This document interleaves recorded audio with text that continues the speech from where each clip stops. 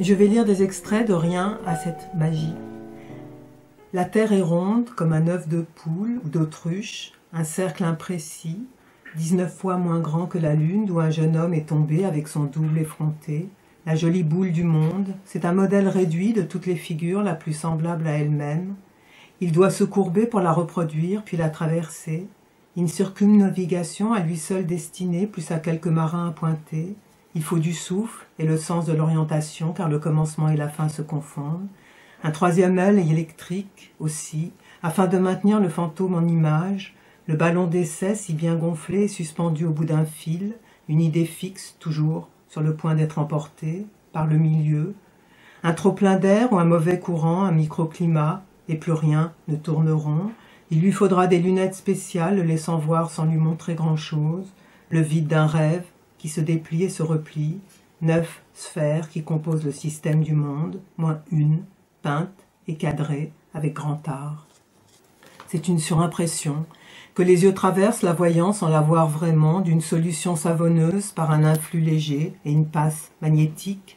Elle est sortie avec les qualités d'un élastique, ce maigre fantôme vaporeux qui occupe et n'occupe pas certaines places, un ancêtre exhalé via le jeune homme penché pour vérifier de quoi il retourne, son secret bien gardé qui hante l'espace. On n'entend rien à cette magie, ni même à cette géométrie, celle du petit démiurge trempant son bâton dans le savon ou la peinture, d'où sort une figure privée de tous ses traits et mise en tension. Homo bulla, l'homme bulle, si peu indiqué, pareil au reflet au fond d'un miroir piqué ou au beau milieu de l'eau trouble, un rare support de clairvoyance laissant voir sans rien montrer du tout, ce qui n'est pas déjà visible, mais pourrait le devenir, le vide d'un rêve, un mauvais courant d'air. On n'entend rien à cette bulle, encore moins à cette atmosphère, un modèle très réduit du monde, muet et diffracté. Son corps est branché sur l'atmosphère et sa pensée sur la matière, de l'eau avec du savon. Il s'agit d'un jeune homme grandeur nature, en habit d'apparat, qui pourrait jouer de la flûte traversière. Pourtant, il fait des bulles par les mêmes gestes des mains et de la bouche qu'un jeune homme vivant, une machine, dans ses moindres parties, à calculer le temps. Son corps, au nombre des choses, est un petit générateur en continu, une modeste mécanique, à air et à vapeur.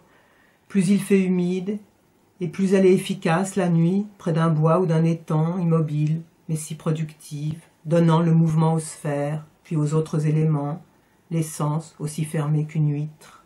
Ce fameux secret cosmique, un jeu vain et très raffiné qui imite l'oiseau, digne d'être répété 2 ou 3 fois au moins par cet automate naturel obstinément penché sur son ouvrage. Il maîtrise tout autant les plaisirs, les couleurs et les jours, une simple machine à ressort, elle ne s'enraye que si on la touche. Un seul instant, dans ce fond obscur où le soleil n'indique rien, une bulle a été soufflée par un jeune homme discret assisté de son cadet embusqué. Un jeu simple et innocent, peu d'ingrédients suffisent à la faire, une forme, et sur le point de se détacher, de traverser l'air à une vitesse incalculable avec son style, chaque fois nouveau.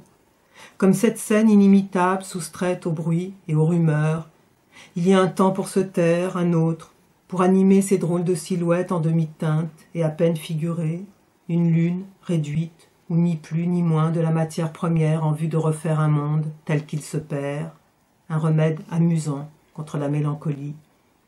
Une bulle a été soufflée au milieu d'un silence de mort. Ça pourrait être sur une route de campagne ou très près de la mer, mais ça se passe entre 4 murs, où le soleil n'indique rien et où le jour ne décline presque pas. C'est une histoire sans parole, un intermède pittoresque, fréquemment arrêté. Sa durée dépend de ses composants et de la force des vents. Ce petit globe au mouvement si variable et à l'éclat si peu durable, qui fait pourtant un vrai trou dans le paysage, il n'en faut qu'un pour commencer à voir. Or là, on y verra goutte, ou pour commencer à peindre cette scène inimitable et montrant tous deux immobiles et médusés que ça ne dure qu'un temps. Bien moins qu'une mouche encore au bord du tableau, ou un fruit gâté sur une table joliment mise.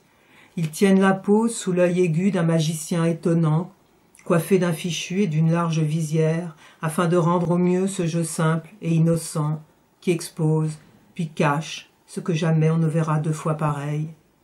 Une bulle a bel et bien été soufflée sans le moindre son, mais avec un témoin se tenant gentiment derrière, plus un autre, affairé devant, qui fait profession des choses muettes et ordinaires, rien en dehors sinon l'image elle-même, fixe, et tout, soudain, en rien, elles s'évanouissent, dans l'air, d'une manière, parfois autrement.